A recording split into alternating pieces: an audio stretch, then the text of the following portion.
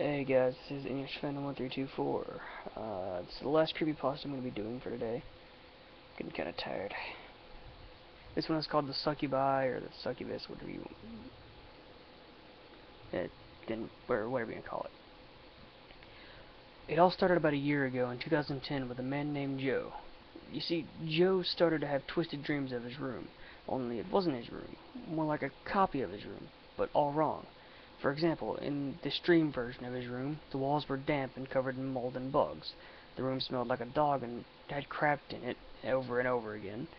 There was a huge hole in the ceiling that every time he tried to climb out of it in order to escape, he simply reawoke in his bed in the same twisted, freezing cold room.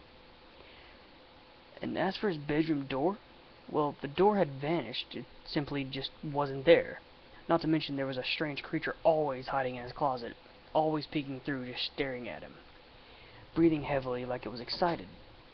But every time Joe opened the closet, all he could see was a child's doll laying there, lifeless, with its eyes rolled in the back of its head.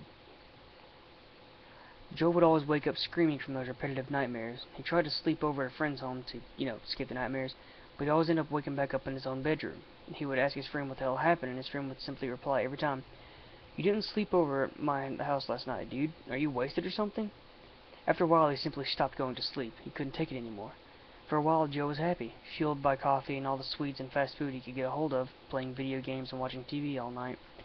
He was in heaven. But after about a week of no sleep, he decided to give up and had a good 24-hour rest. That's when it got really bad.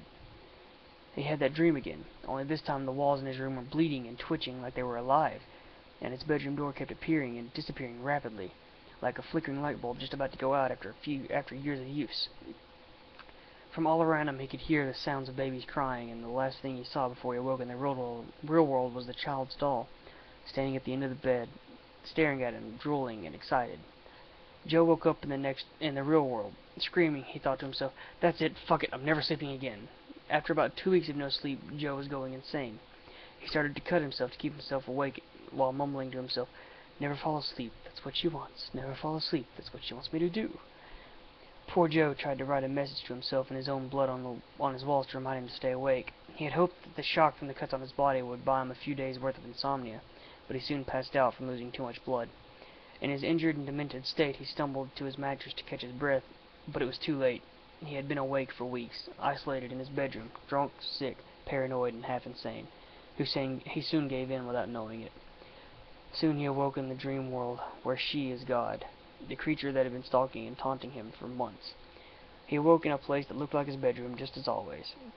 He glared down only to see her face at the foot of his bed, her mouth slowly opening and starting to swallow his feet.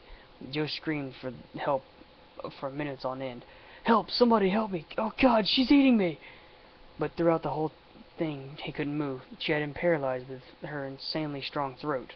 Well, that just sounds dirty. Slowly swallowing him while staring silently at him with her cold, dead eyes. In her world, nobody could hear him plea, for only she and him existed there. A world she created, just for him. Joe was soon very slowly swallowed whole.